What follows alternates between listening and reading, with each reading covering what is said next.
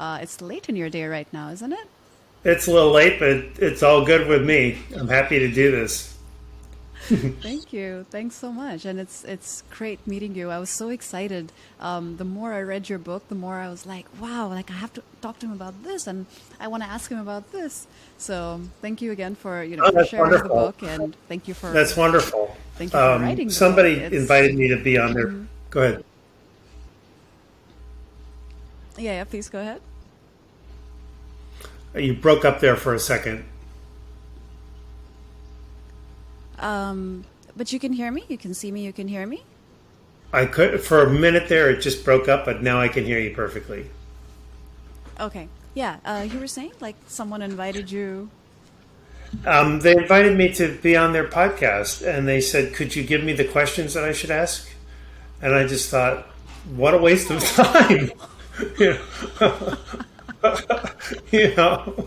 I mean, you don't know what we're talking about. It's kind of like making. So Yeah. I appreciate the fact that you've read it. You're excited about it. That's the point.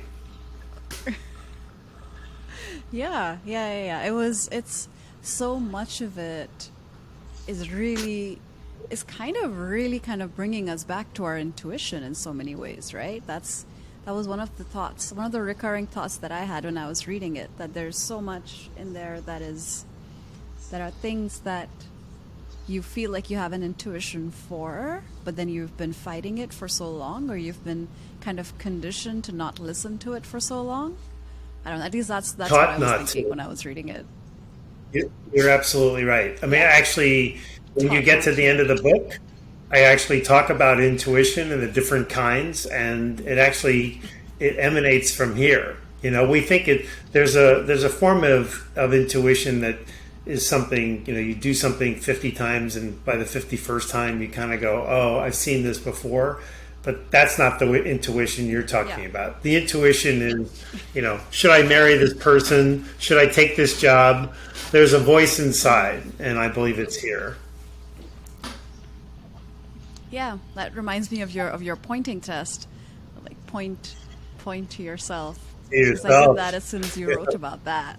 Yeah, I do this, but it's still like yeah, kind you're of pointing to in your. this direction,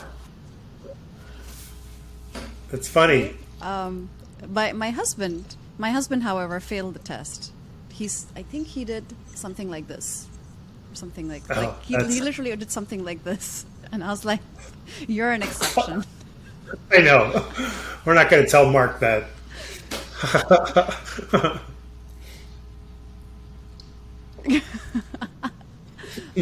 So yeah, at times the quality might be funny, but that's why I'm using this platform, because then it records at your end and it uploads onto the platform. So even if we have an interruption, you can just come back into the studio and it'll maintain the same. It'll like keep it in the same file. It'll keep recording on Okay, the same file. got it. Yeah, and it records. That's hopefully how we'll get higher quality, because it's not. I'm not recording the pixelated version that you might be seeing. It's hopefully recording the higher quality version that you're in. Perfect. Also, at the end, I would ask you to just, when we stop the recording, you might need to just wait a few minutes, hopefully not too long, so that it uploads all the videos from your computer to the platform. It'll Okay. let us know. It'll let us know when it's uploading. Yeah. Cool. So, Have you lived in yeah, we Have you can lived we in can China get your into whole life? it. Oh no. I grew up in Pakistan, Oh, you did. and Oh, wow. since that, like for the last 10 years or so, I've been, yeah, in the last 10 years or so, I've been just yeah, out of the country and like living in different places. I was in New York for grad school for a few years, and now I've been in China with my Oh, husband for about like 6 or 7 years. So it's been a while. Yeah. Yeah, Where'd you go to we're grad we're school? hopefully moving to France. The new school? Oh, did you really? Oh, great, Not wonderful. sure. I'm from New York, and I'll be back there in a couple of weeks, so I'll give my regards to Broadway for you. Thank you. Yeah, New York is it's so close to our hearts. We actually got married in Prospect Park. Oh, did you really? My So, nephew got married He lived on Prospect Park, and it was this like I can't remember it, but it was something you might know this, like the Center for Ethical Living or Ethical Thinking. It's this old house that they turned into this center like 100 years ago. The guy donated it, and it's right on Prospect Park. And so I know that area really well. I love Brooklyn. Sounds You know, familiar. it's great.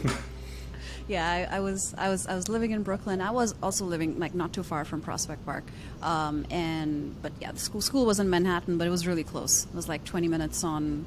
I think it was on the Q. Cute. So Yeah. it was very close. But yeah, He lived on President Maybe, like, Street. You know where that as well. is. Sounds really familiar. I was on Fenimore, so I Oh, really it's think we could have been right. neighbors if it was in the same time period. You were close, that's for sure. I know where that is. Yeah, very, I think very I was close. close.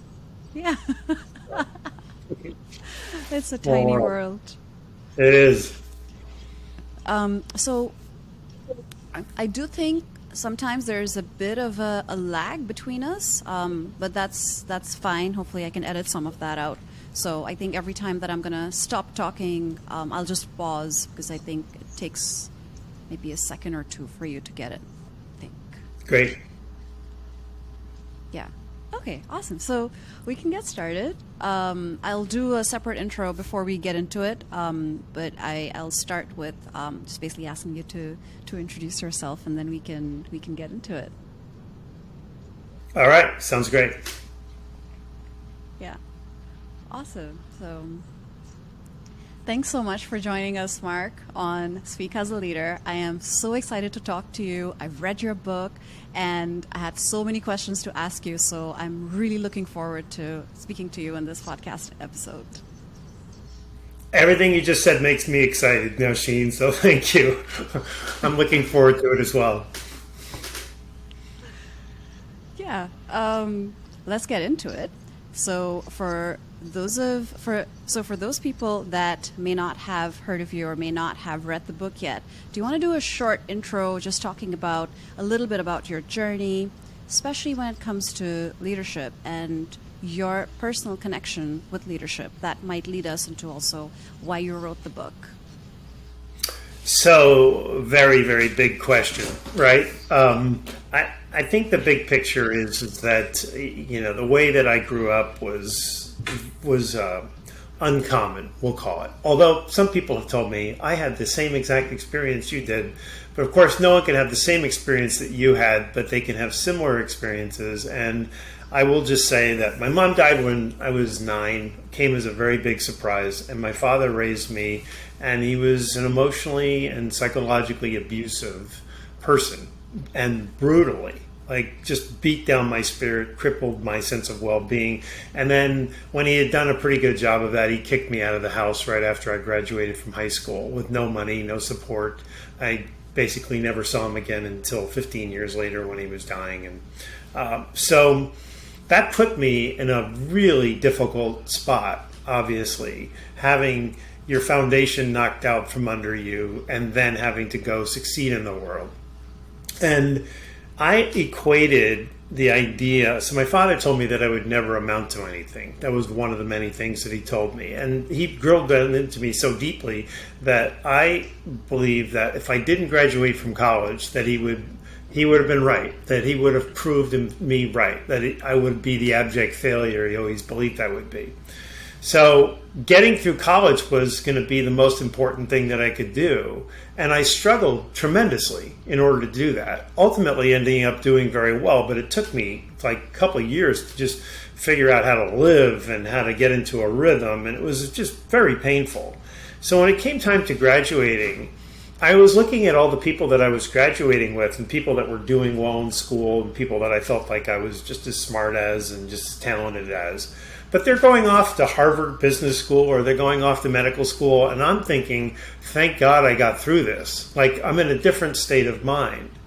And it was partially because of what my father had told me, but it was also because there were a lot of things that I didn't get growing up.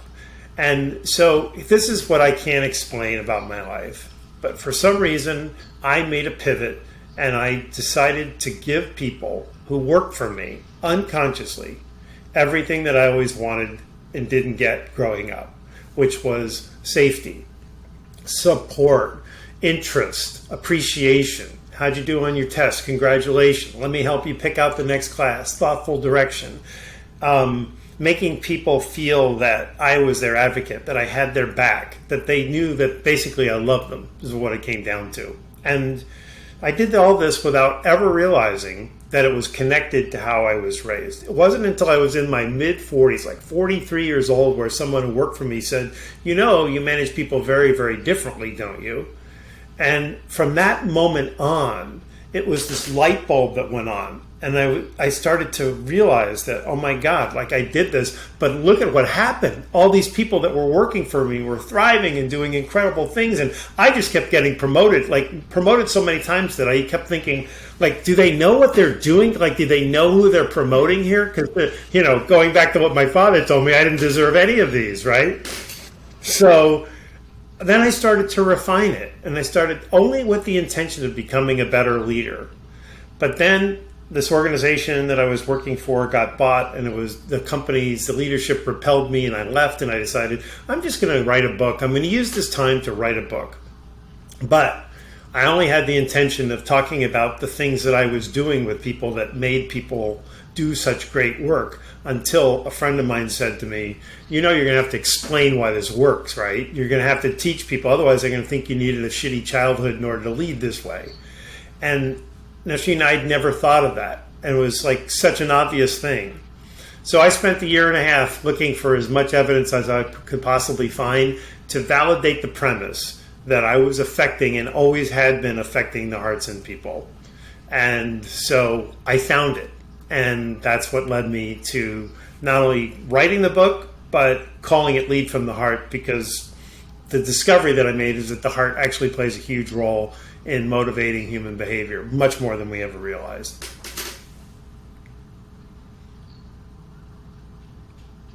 Thanks for that great intro and for leading us straight into the heart of the discussion. This is such a bad one. I hope you'll forgive me. So, Dang. I really something I really loved and that really struck me right from the beginning as I started reading the book, it was that you're not just talking about leading from the heart, you're actually writing the book from the heart. And for those of you who will hopefully go on to read the book, you'll see that Mark tells the story that he just told us. He tells the story, of course, in a much more profound, detailed way right at the beginning of his book. And that is a bold way. That's what I thought when I was reading it. This is a bold way to start a book on leadership, linking it straight back to your childhood and everything that you experienced. And I see that in the very initial chapters, you're already addressing all of these questions that we have in mind, that we have been conditioned to ask, we've been taught to ask about the heart, about leading with emotion, about leading from the heart, about listening to your heart, about how that could be a sign of weakness, how that could be a sign of irrationality. And you trace that evolution for us, which I find really powerful, and it really speaks to so many of us. You're very smart. You captured a whole lot in your understanding. First thing I need to tell you is I would love to tell you that I'm the genius that thought of that. The truth is that I don't know how to explain this person, but like I think she's not from this planet. But whatever she is, she's the most spiritually evolved person that I've ever met or known. And I was really struggling. So despite the fact that I had a very successful career, after getting kicked out and trying to figure out how to graduate, I went on and had a really good career, and I've made a very good success of my life. Something about writing the book brought me right back to my father. It was like my father was sitting right there telling me, you're never going to write a book. You're not an author. You don't have anything to say. And it was like painful. Like it wasn't like just a voice. It was like oppressive, like taking the oxygen out of you. So convincing that I didn't think that I could do it. And so my wife actually said, you should just at least have a conversation with Lisa, thinking Lisa might have some answer. And what she said to me was, she said, you need to tell your story in the book. And you need to make it the preface of your book, because that's what people are going to resonate with. And you need to go write it now. So I trusted her. I've met her before. I knew her. I believed in her. Things that she's told me before have always been accurate. So I started to do it. And what I realized was I had to relive the whole sequence of events in order to tell that story. In order to take you as the reader through the journey, I had to relive the journey. And I thought it was going to kill me. It was seriously the most painful thing. Even now. But sorry for that. I don't know where that came from. What it did was it allowed me to then go on and finish the book and write the book with confidence, because I had gotten over that. But what's happened is that people have cornered me when I speak, or whenever I'm around people that have read the book, and they just say, that was me. I had that experience. I had something like that. And I think that's what, her name was Lisa. And I think what Lisa was trying to tell me was, that's where your impact is going to be, is get into the humanity of people. And if you can connect with people in their humanity, then you're going to be much more open to leading people with humanity, which is what we've whitewashed out of management. I hope that's clear.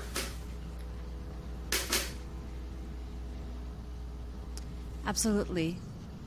I think that as we go through life, we add more and more filters between our hearts and our brains.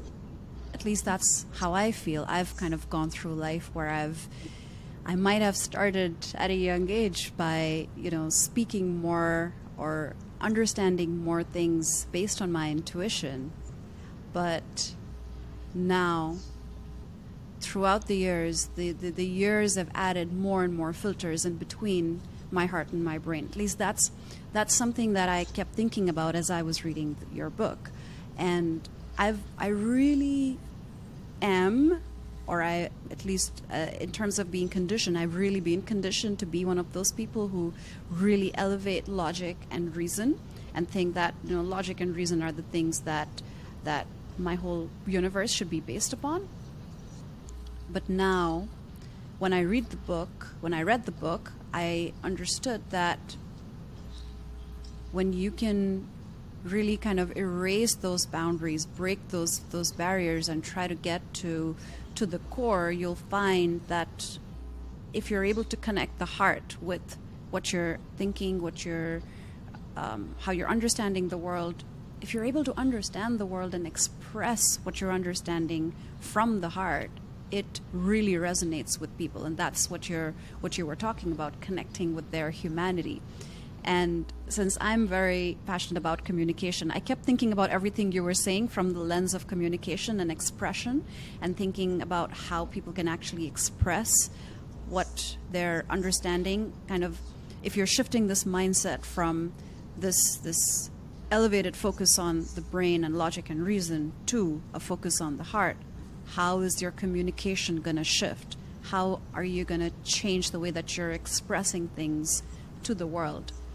And I wanted to ask if you've what you think about that in terms of the external expression of this mindset shift. Somebody told me a long time ago that the way she presented it to me was, she said, your book has an energy to it. And I said, well, what do you mean? And she says, because people can feel the energy, your energy, when they read it. Like you're inside of them. It's not just words on a page. And it validated something that I learned to do when I was managing people. So one of the foundational ideas of the book and my whole leadership philosophy is that we're not the rational beings that we think we are. We're much more driven by feelings and emotions. Like up to 95% of the time, our motivations are driven by feelings and emotions, right? So we in business think that we need the smartest brainiac people to run businesses, and they're not thinking the way you are. They're not saying, hey, as I get older and more experienced, I'm going to try to balance these out. They're saying, keep your feelings at the door. I don't need to know what's going on in your personal life. This is a rational business, so don't tell me what your intuition say. We say all this stuff in business, right? So I just have this understanding, and this, of course, goes back to my upbringing. But what it taught me was everything that you write, everything you communicate has an energy that people can feel. So I manage big teams, and in the era that I was managing, because it's been 13, 14 years now since I've managed big teams of people, email was the big way to communicate with people. We weren't using video, we weren't using YouTube, we weren't using Slack, so we'd send emails out. And I'm communicating to people that report to me, and then they are sharing that information with people who report to them and down. So it was like thousands of people. So it was a very big thing that how that landed on people. I was always aware, how do I want them to feel? And so I would go out of my way to be encouraging. I would go out of my way to praise and thank and give people hope and tell them that I believed in them. Not for any lack of sincerity, because I did believe it, but that I was doing it in person, and I was doing it intentionally because I knew the impact that it could have and needed to have. And I took it so seriously that your insight is so spot on that I had an assistant for 15 years who interestingly edited the very first edition 12 years ago. And I would give her these emails and I would say, read this and tell me what you think.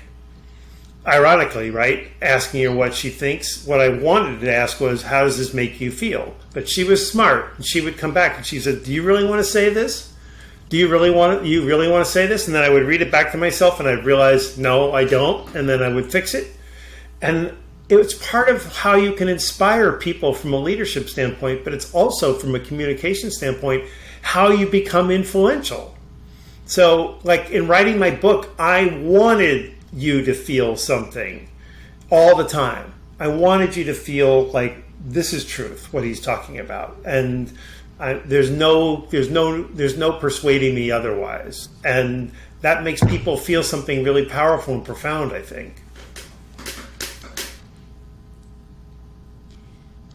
I see this great contradiction that kind of stares us in the face, because if you look at marketing and advertising, if you look at just mass communication in any way, shape, or form, a lot of people have worked on this conventional wisdom that, yes, consumers make 90% of their purchase decisions based on emotion.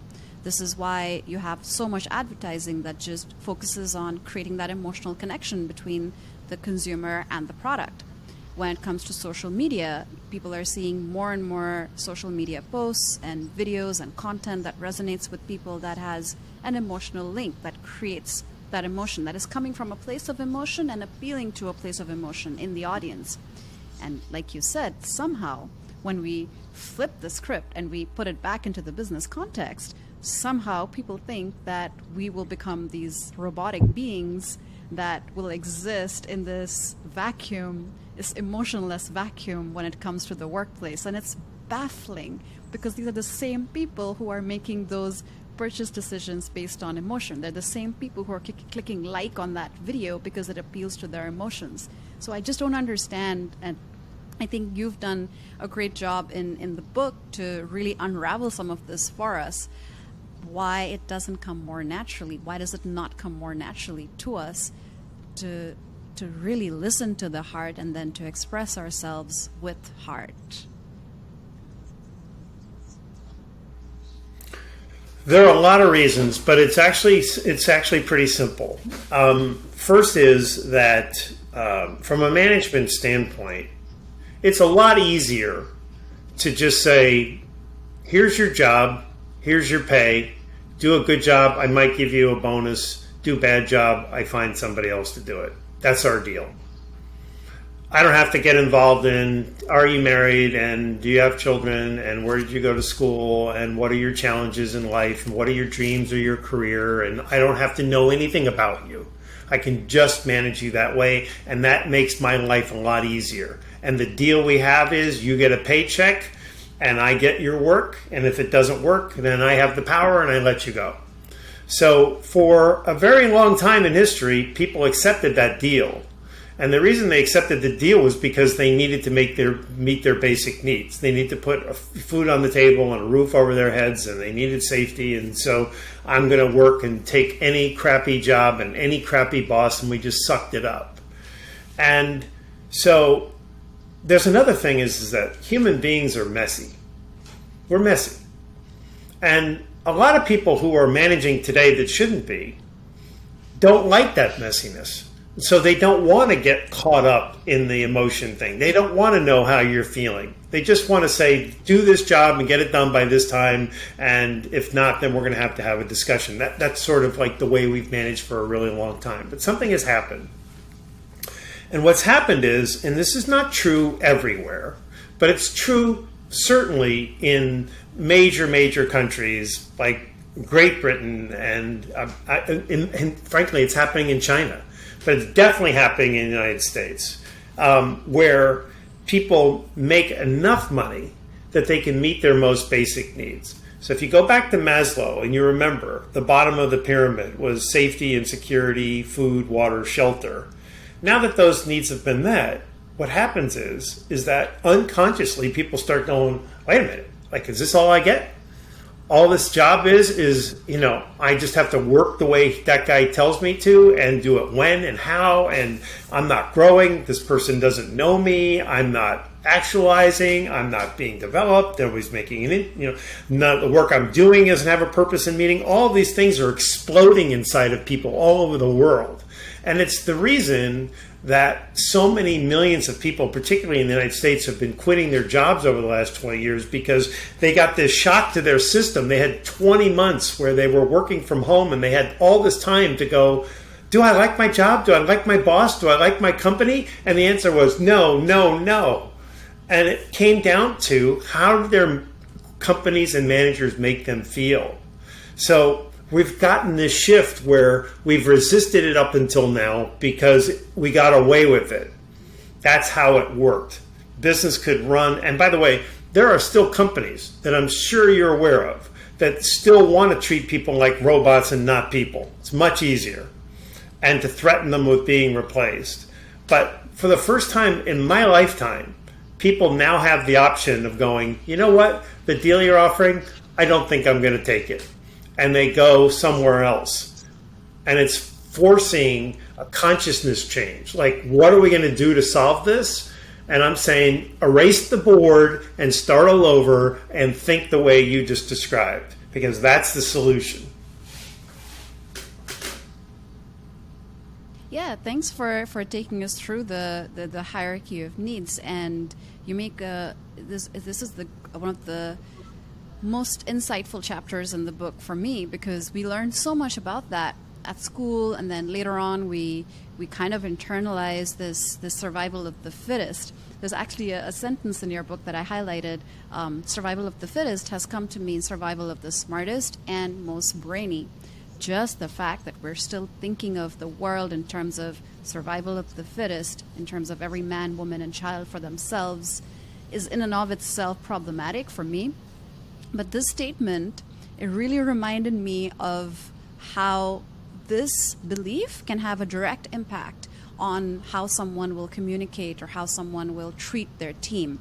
Because if someone values survival of the fittest, survival of the smartest and the most brainy, then you can really understand these visionary leaders that everyone respects so much, because they have this vision and they charge ahead and they lead their teams, and then you later find out that they were horrible people to actually work with, and somehow we excuse that.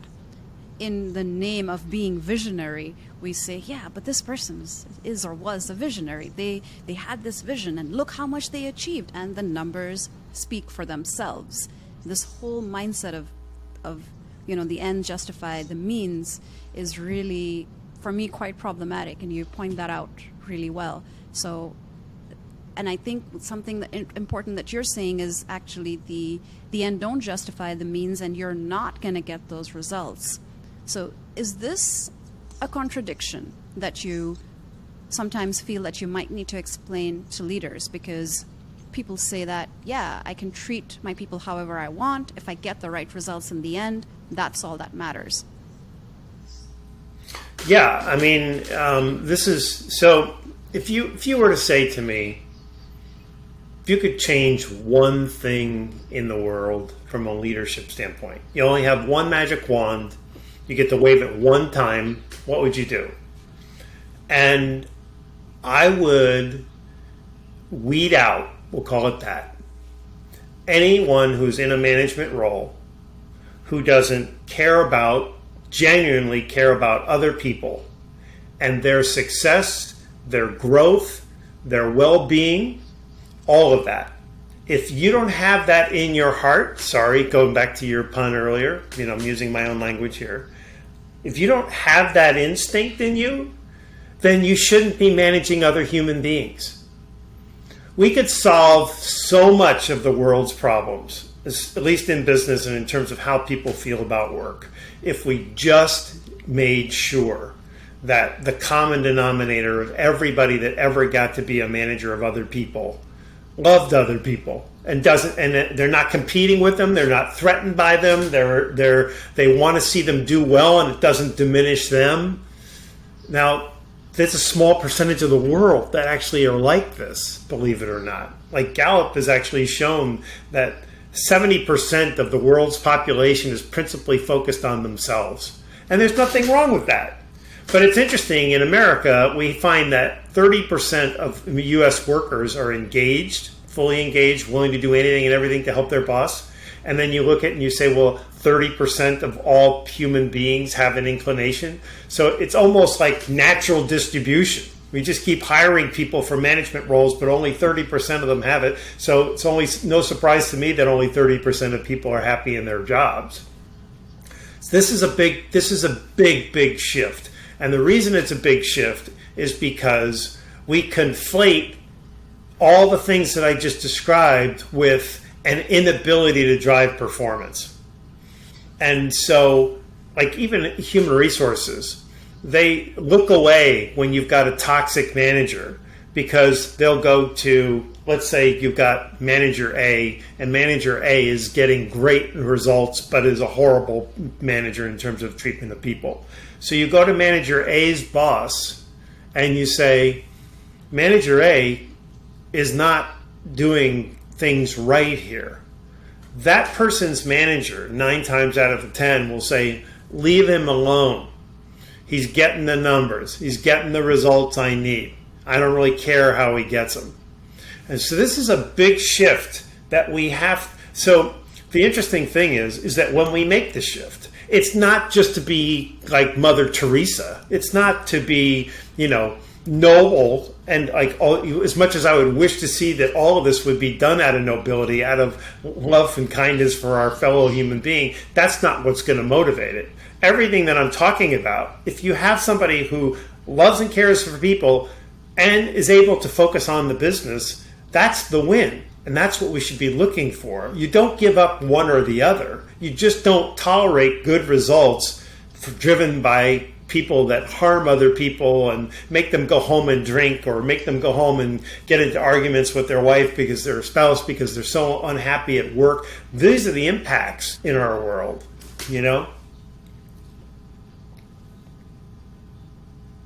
That makes so much sense. They're not mutually exclusive and they shouldn't be. And perhaps what we're really missing is that we're missing that connection between good and great. Perhaps right now, or in some situations, in some companies, people are still focusing on what is all right, because it's okay to get those numbers. It's good, but it's not great.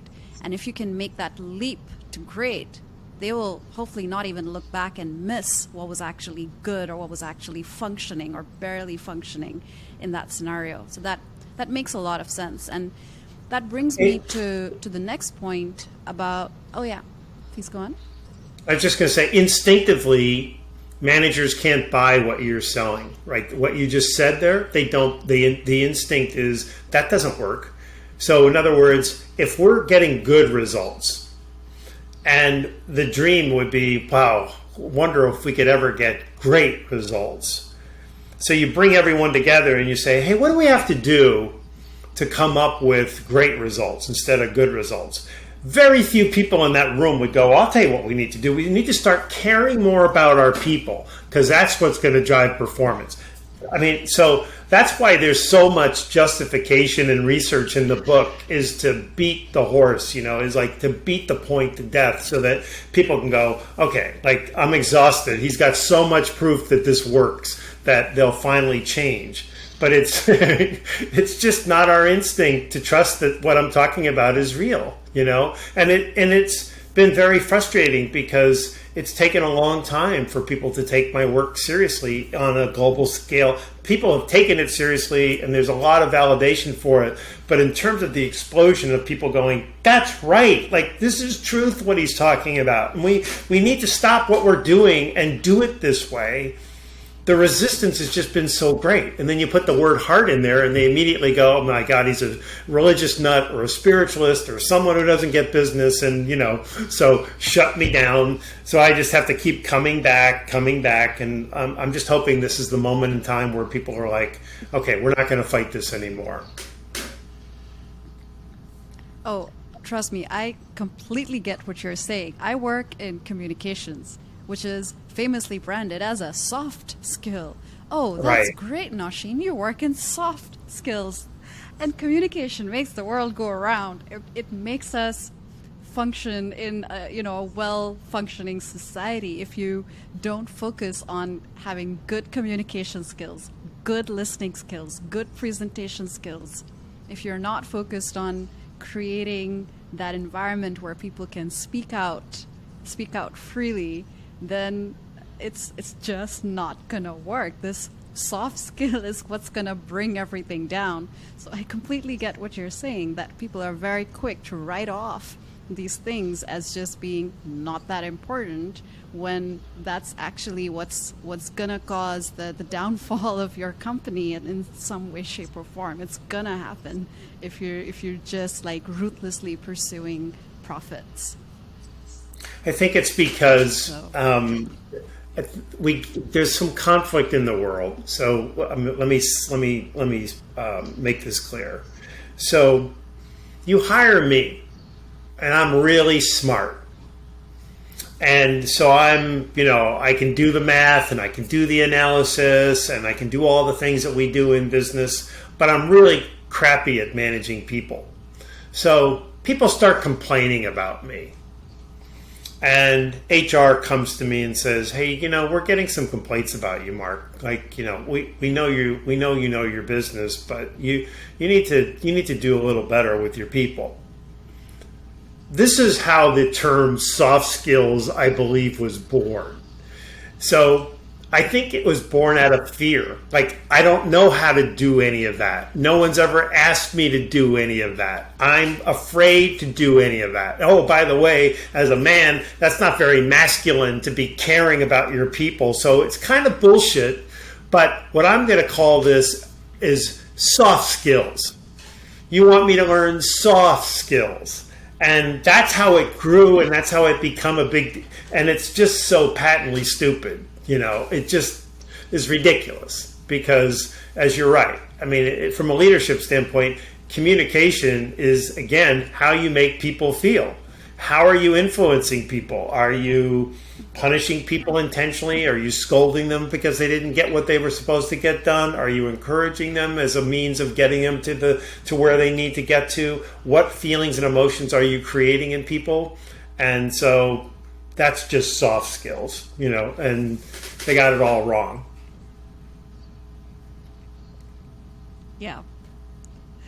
I want to talk about crunch times for a second. A lot of people, even people that are advocates of leading from the heart, even if they don't call it that, but they're advocates of it, they sometimes make exceptions for crunch time. And you mentioned this really important thing in the book about negative emotions. Negative emotions arising from the heart affect the cognitive functions and the performance of our brains. And for me, I immediately linked that to times of great stress. And that, for me, seems to be a time where bosses and leaders take the liberty of being stricter, of perhaps being less caring, of focusing less on all the things that they know they should be focusing on in general, but they make exceptions. And I immediately thought of some of my experiences because I went through very much kind of a Dr. Jekyll and Mr. Hyde phase when I was a filmmaker, because being on set is kind of like being in surgery where nothing can go wrong, where you have to be following a tight schedule, where you have to make sure everything's working, everyone's, firing on all fronts, and you don't simply get time to be caring. You don't get the freedom, the mindset, the peace of mind to work on being caring. We, of course, follow some rules of thumb. People have, my teachers drilled into me, always make sure you say please and thank you, please and thank you. Just drill it into your head. Don't become rude on that film set. But I had some of my team members completely baffled by this transition that they saw in me, because during regular times, they would see me as just a nice person, I think and hope. They could come up to me with ideas, with suggestions, and I would always be open to them. But on the film set, I would tell them, sorry, I have no time for your ideas right now because they don't matter, and we need to focus on getting this done. And you have to get this done this way. What do you feel about crunch time, and especially when it comes to communicating during crunch times from the heart? Is it really possible? It is. There's a lot of work you have to do to get there. So the Jekyll and Hyde scenario that you described is kind of common. And it's common because our worst behaviors as humans tend to come out under stress, right? We become impatient, argumentative, direct, telling people what to do instead of engaging them, right? And we're doing this because we've got all this cortisol going through our body and it's making us behave in really bad ways. So you have to do some work to say, I'm going to make another film and I'm going to have those same people there and I'm going to have the same crunch time stress moment. What am I going to do differently then? Like what would I do that would make that better? Part of it is to tell people, to telegraph, look, I want to apologize now. There may be times where I can be tense and I can be direct, and it's not anything about you. It's because I'm a little bit stressed. I'm taking the project seriously, or behind schedule, or it's not going the way I want to, and I might bark orders at you.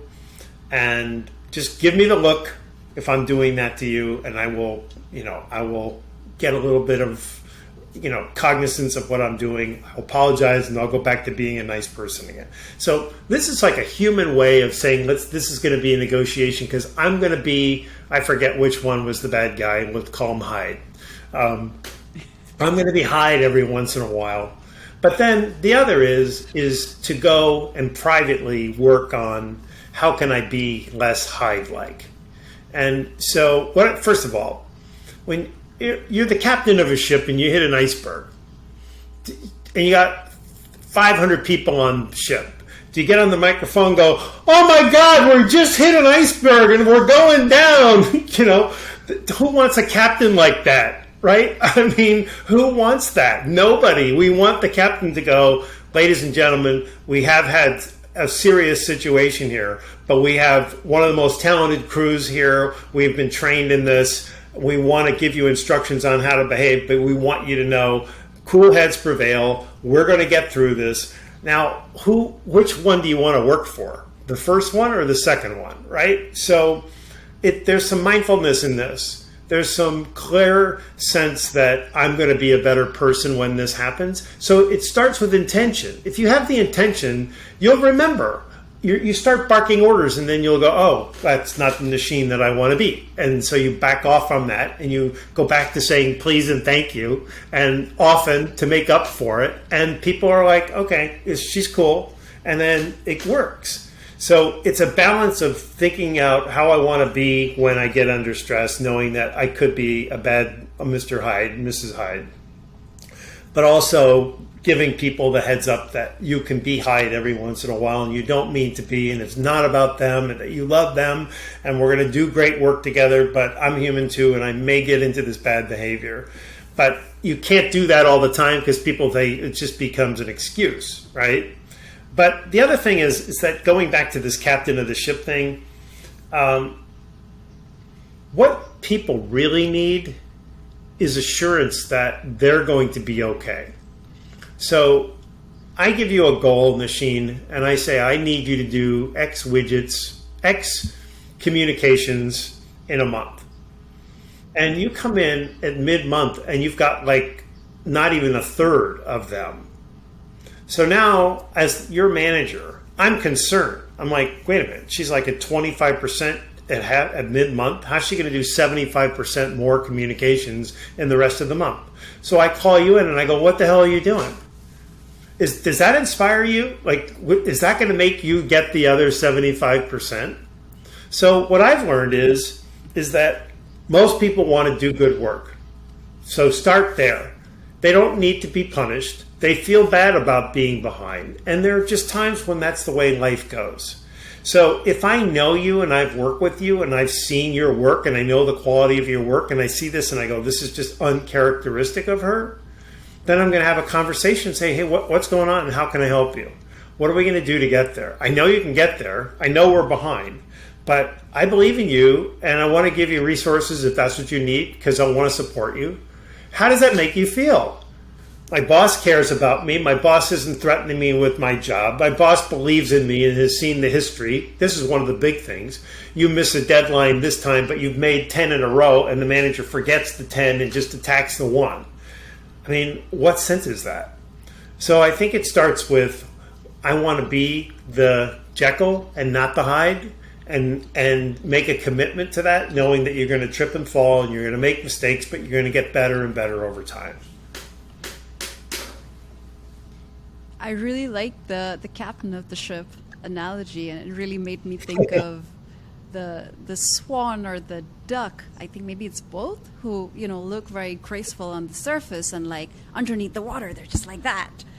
They're just paddling away, and you don't see that frantic energy. And this it kind of leads me to believe that being a leader is really about that. It's about making that division between the internal frantic energy, the internal chaos that you're dealing with, and not letting it pour out of you to your team, and making that distinction, creating that barrier, and referencing the heart always in that, and creating that intention, as you said, having that intention, making the intention well known to people.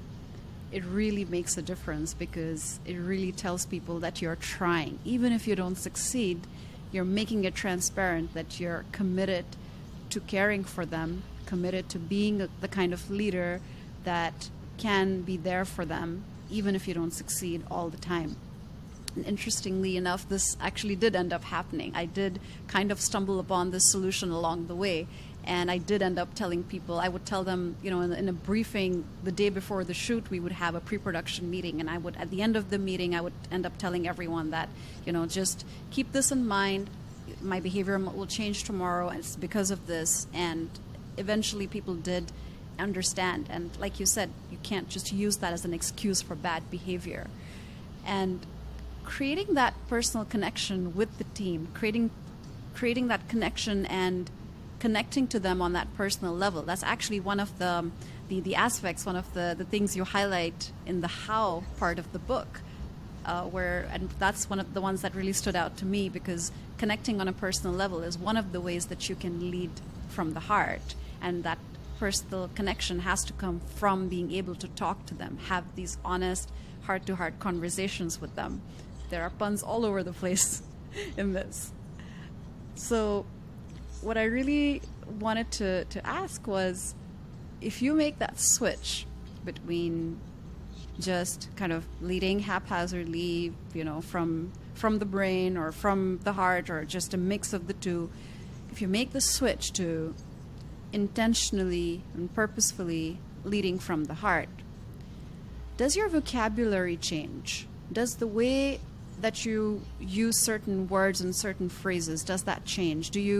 Should leaders look at the exact words that they've been using so far to communicate with their teams and analyze them and see which ones don't fit anymore with that new mindset? Let me think about that. I want to come back to what you said about the hide moments. And that's really the moment of truth with people.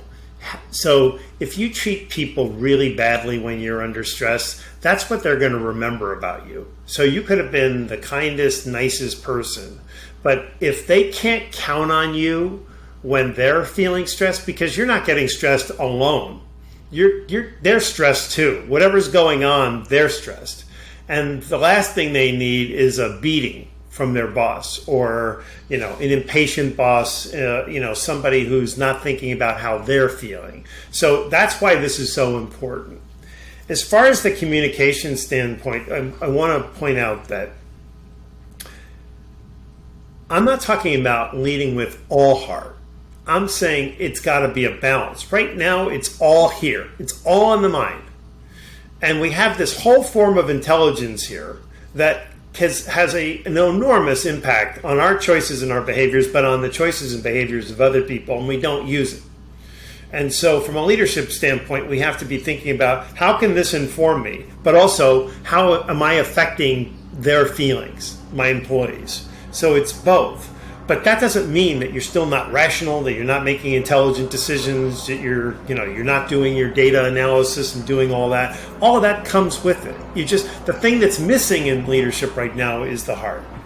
So as far as the communication standpoint, I don't think there's any words that I ever use differently.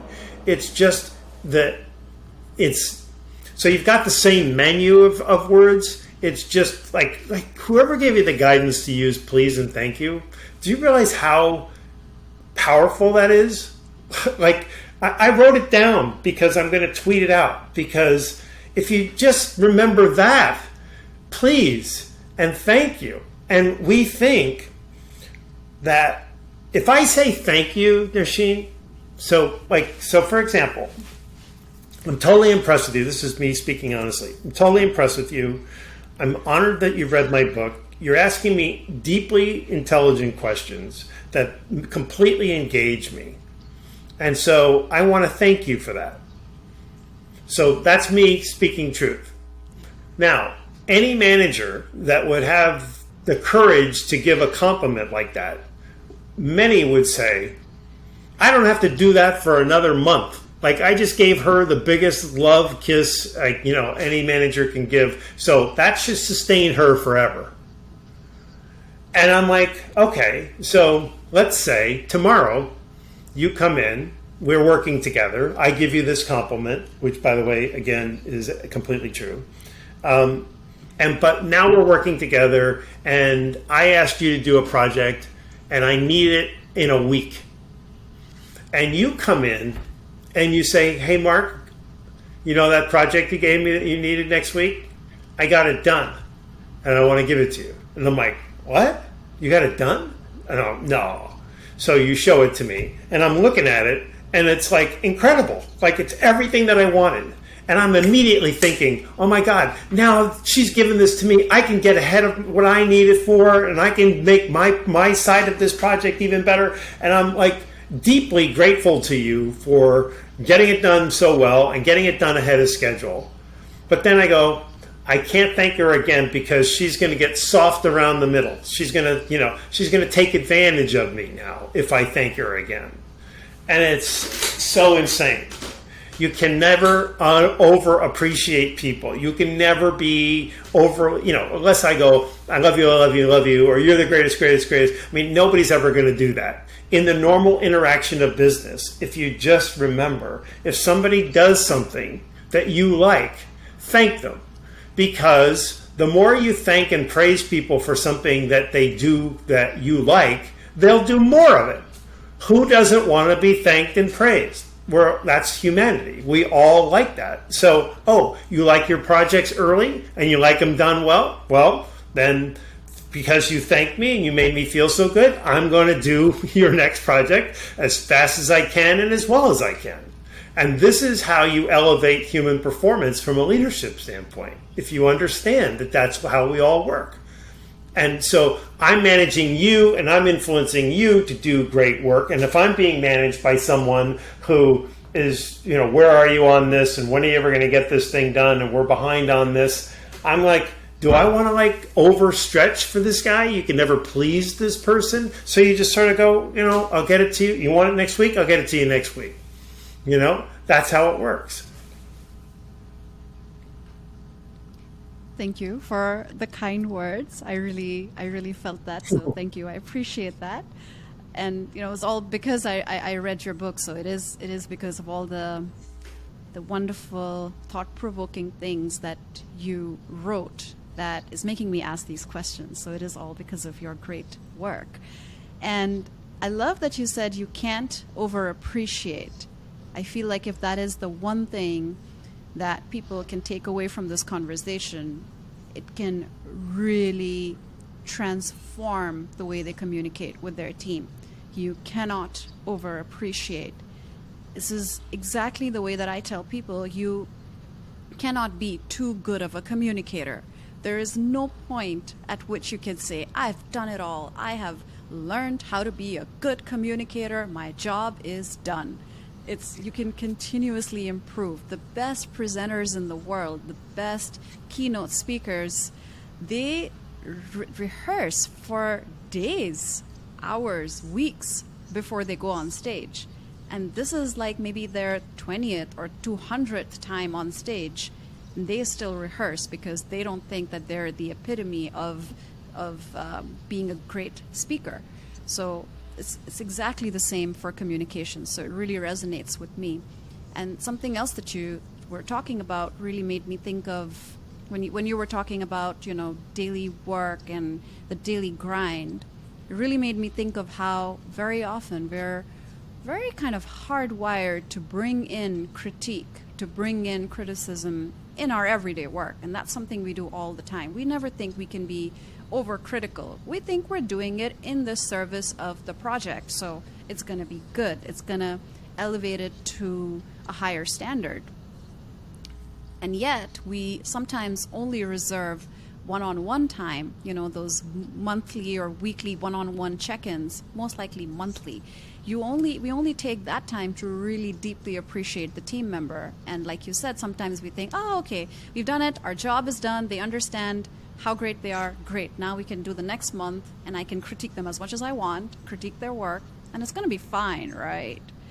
So I see this happening over and over, and I've been a part of this. I've been on both sides, and I know it's so easy to get swept up in this tidal wave of projects and pleasing the client or pleasing the investor or pleasing the boardroom, that the team is the last person that you want to please, the last people that you want to please. So making it a part of your daily communication, I think, is probably vital in this case. Really evening out the praise, the appreciation, the gratitude with the critique. Nobody's going to accept your critique after a while if you're not praising them a lot. So if you say, hey, this doesn't meet my expectations, this work was late, whatever the complaint is, and you just keep dripping on people that way, and then one day you go, you bring in gratitude donuts and you go, hey, you're doing a really good job. It's not enough to make up for all the times. So I'm not a big believer in critiquing people. I'm a big believer, and I learned this from Adam Grant. He says, tell people what you want them to do more of, less than, and better than. So I'd like for you to do this a little bit better. Spend a little bit more time with it. Like you were talking about speaking, people that practice kind of a thing. And I take this really seriously, by the way. I have a hotel, and I won't tell you the name of it just in case there's anybody where I live that hears this. But it's a big, major, glorious hotel. And they have a lot of meetings there. And so for the last probably 7-8 years, every time I have a speech, I'll go to the hotel and I'll walk around until I find a meeting room, and then I will go give my speech to an empty room probably 15 or 20 times before I ever get on that stage. When I write and I rewrite. I write and I rewrite. I write and I rewrite. So that what people are getting is the best of me. And that's the only way that you can do that. So you have to put the energy into that. But in terms of critiquing people, I just think it's like, hey, if I could ask you to do a little bit more of this or a little bit less of this or do this a little bit better, it's not a scold. And having been scolded so often, I'm hypersensitive to it, even, now that I'm longer in the tooth. I'm still sensitive to that. But I don't think anybody is hard, has a hard exterior like a turtle that you can beat them up all the time and tell them all the things they're doing wrong and not have them come to resent you.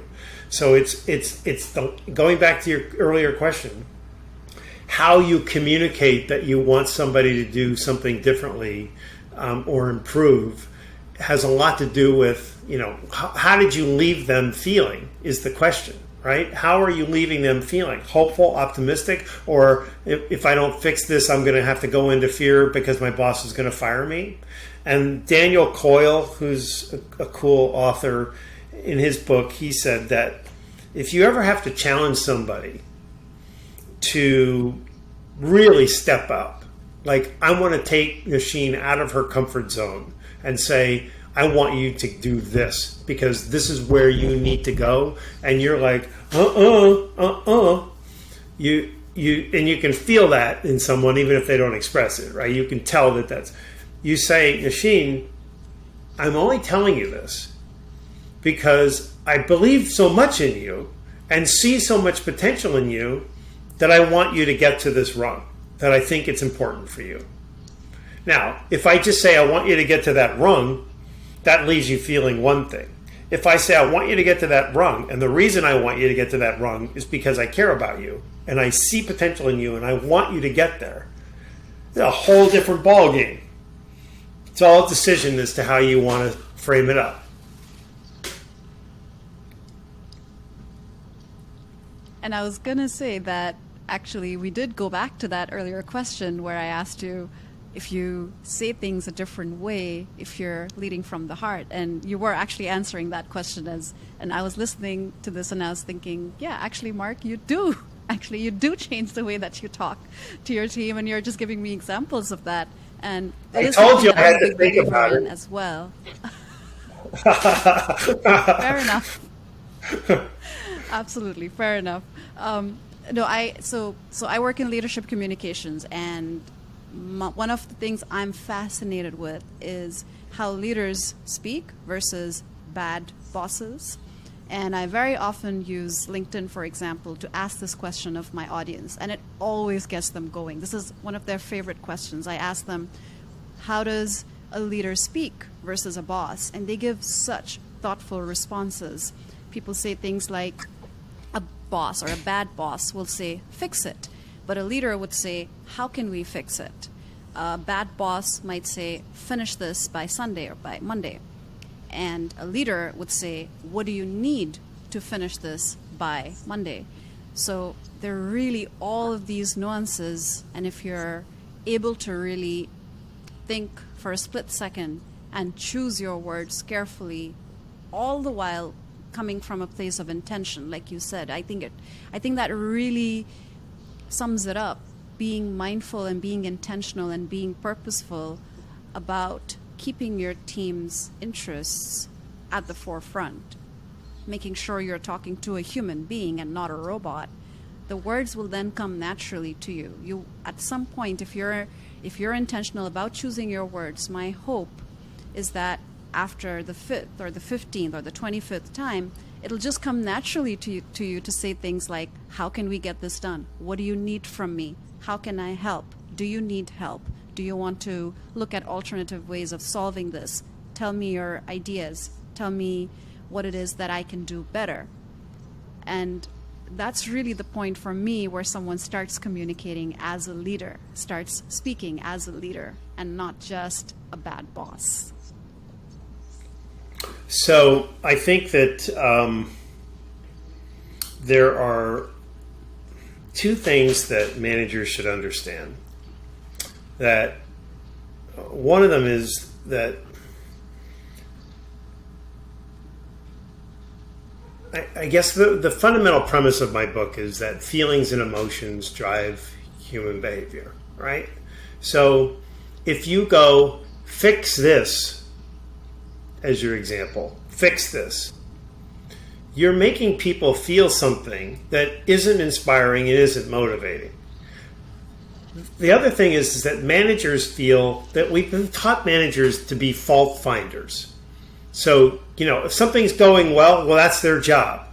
And if it's not going well, then fix this, right? And that's and so we have to realize that just because we're paying people for things, their human needs are to feel appreciated, to feel supported and cared for, and my work is meaningful here, and I'm making a contribution, and I matter to you. All of those things are going on in people. So when you say, fix this, I go down the checklist. Make me feel I matter? No. Care about me? No. Appreciate me? No. How am I feeling? I'm pissed off. All because you said, fix this. And so the other thing is that we are hardwired as human beings to thrive on positive emotions. And we need, and I think you probably read this, we need at least a ratio of 4-to-1 positive emotions to every negative emotions. And, people go, that sounds crazy. But life is hard. So you don't even have to look for the negative emotions. They happen to you through just living in the world. So if you want your people to be thriving, you should be thinking about, how do I give them emotional currency? How do I give them the experience of positive emotions, knowing that that is what creates thriving? So if you know that, and you go back and you go, fix this, you realize with all that information that you just completely blew it, because you gave them a negative emotion when they needed a positive emotion. And when you give them negative emotions, you get worse performance, not better. This is like, so huge in business, because we think we're supposed to be hammering people, scolding people, calling them out when they're not doing well. And it's just the opposite. You will get people to perform when you are encouraging and appreciative and kind and compassionate and, concerned about them. And this is a big hurdle for some people. But, like a couple months from now, if people listening to this still can't get beyond that, like if they still think, I'm not doing that, then go back and be an individual contributor. That makes sense. I think the 4-to-1 ratio that you talked about, it applies to all human relationships. It's actually one of the things that our marriage therapist told us as a couple, because both my husband and I were in this tug of war where we kept kind of trying to improve each other and call each other out. And so one of the first things the therapist said, that, do you know that the ratio of positive things to negative or critical things that you say to your partner should be 4-to-1? You need to say 4 positive things, and then you can add a critique after that. And it really changed the way that we communicate. It happens, I'm sure this applies to friendships, to the rest of your family, and of course it applies to, in the leadership arena. And I'm also a big believer that if you're the leader, and it applies to also being on a stage, if you're the speaker, anytime where you're in a role where you're leading, the onus is on you to set the vibe. The onus is on you to create that environment. It's not anyone else's job. If they contribute positively, great. But if the vibe is toxic, you can probably bet that it's your fault in one way or another. because it is your responsibility being at the top to ensure that all of those boxes are being ticked. And you need to have your own list. You need to have your own checklist when it comes to your leadership and, of course, your communication. So I totally agree with that. And I would love to wrap up at this stage. I feel like we can probably talk for a few hours, but I want to be mindful of your time. We've had a long discussion, and I know you've also taken time out very late in your day. So thank you again for that, Mark. So just to wrap things up, I think one of the things that you said in the book, again, struck a chord with me. Our worst mistake is that we compromise our foundational and fundamental values, what we know in our hearts to be true, and delude ourselves into believing that efficiency alone will make our enterprises more productive and profitable. And it's the vibe of the times, it's the zeitgeist of what's happening right here, right now, with the great resignation and now quiet quitting, that efficiency alone is definitely not going to make us more productive and profitable. So any last words from you, Mark, to wrap up our discussion? I think it goes back to what you were just talking about. The word vibe is an abbreviation for vibration. And vibration is an energetic. And so if you think about it, and I didn't really write about this because you just put the word heart on the title and already, there's some percentage of the population thinks the guy's woo-woo. And I hope through this conversation that people understand that that's not who I am. And that's not, like if you ask people, what's one word that you would use? So people that used to work for me, if they went up to them and they said, hey, we're taking a poll, what's the word that you would use to describe Mark Crowley? You would probably, Nausheen, say, well, they'd probably say heart like 100 times. They wouldn't. They'd go, he's the most demanding boss I ever worked for. You would not guess that from what we've been talking about. My belief is that when you support people the way I supported them, you're elevating them, you're giving them everything they could need. Like you're going on a road trip, you got plenty of gas, you got food in the car, you got clothes if it gets cold, you got, the car, the new tires, everything's ready to go. So it's like, hey, we can go a little bit faster, we can go a little bit longer because we've got everything squared away. And so I would just say, hey, we're not going to be average here. So I would actually elevate performance. But I didn't get into this notion of vibration, but I want to talk about it only in the sense that it pins down what you really said. The leader sets the tone. And the leader needs to realize that they're not part of the collective. So if something bad's going on, in the company, they can't roll over here and go, hey guys, this is really crap what's going on here, isn't it? They have to step up and be a different person. They have to be the grown up in the room, if you will. And so what I would leave them with is to say, always leave people feeling better than you found them. Use that as a driving force. Somebody picked up on me years ago. I had a coach, and I said, what's one thing you want me to always remember? She goes, you're a powerful person. I feel that from you. Use the power. Leave people feeling better than you found them. Even if you walk into a room and they're like ecstatic, you can elevate them and do that. And this was like 15, 20 years ago when she said this. And now we come full circle and I realize how you make people feel is your power. How you make people feel is your leadership power.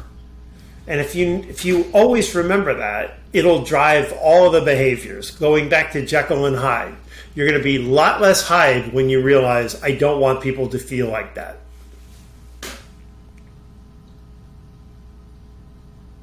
Absolutely.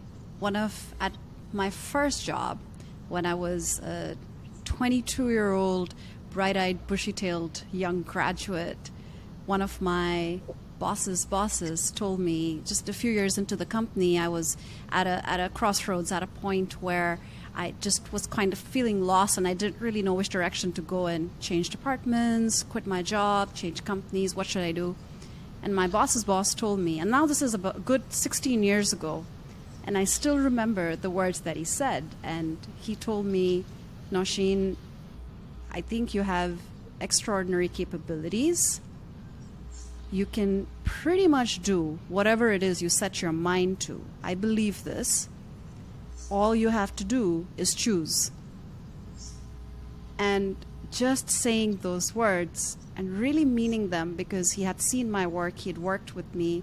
He was the country manager at the time. He was managing our entire headquarters in the country, like maybe 500, 600 people. He took the time to not just work with me, remember how my work was, and then actually say these words to me. It meant so much to my young, impressionable 22-year-old mind that I carried them with me for the next 16 years. So you're absolutely right. The kind of power that anyone who is a leader or a manager or a boss has is unimaginable. You don't know which intern, fresh graduate, middle manager, team member, peer, colleague is listening to you. And they're listening to you, they're watching you, they're observing you, they're mimicking and mirroring your behavior. So the kind of power that you have as a leader is unimaginable, and you have to use it wisely. That is the only way forward. You know, every manager that ever made a difference in someone's life. So one thing I'll say to you, doing the math, you know, you're still in your 30s and that left an impression. You're not going to forget that guy in your 40s, your 50s, your 60s, all the way until your last breath. You will never forget it because of the impact that it made. And that's what, if you think about what defines the best manager you ever had, the one that made you want to work hardest and do your greatest work, who truly inspired you, it's everything we've been talking about. It's just we've been told that's not who you are.